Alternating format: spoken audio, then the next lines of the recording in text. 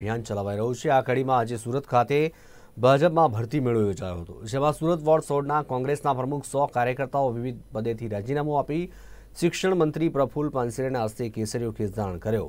શિક્ષણ મંત્રી પ્રફુલ્લ પાનસેરેએ તમામને આવકાર્યા। મહત્વનું છે કે વોર્ડ 16ના કોંગ્રેસ પ્રમુખ કાર્યકર્તાઓ ભાજપની વિચારધારાને જોઈને ભાજપમાં જોડાયા હોવાનું રટણ કર્યું હતું।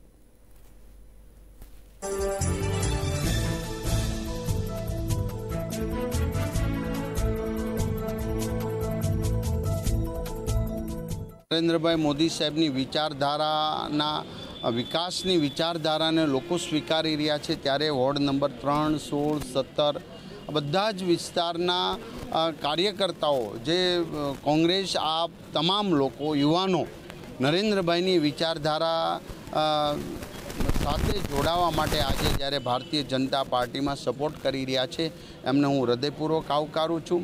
દેશ નવી દિશા તરફ જઈ રહ્યો છે, રાષ્ટ્ર મજબૂત બની રહ્યું છે અને 2047નું ભારત એક સમૃદ્ધ ભારત બની રહ્યું છે। ત્યારે તમામ લોકો જ્યારે ભારતીય જનતા પાર્ટી અને નરેન્દ્રભાઈને સહયોગ આપી રહ્યા છે, ત્યારે પૂરું ભારત નરેન્દ્રભાઈ મોદી સાહેબનો પરિવાર બની રહ્યો છે।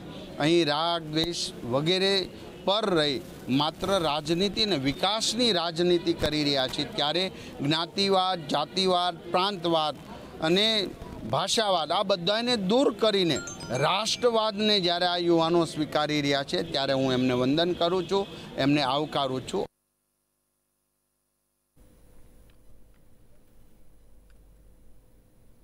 લોકસભા ચૂંટણીના ત્રીજા તબક્કાને મતદાનને હવે ગણતરીના દિવસો જ રહ્યા છે, ત્યારે તમામ રાજકીય પક્ષો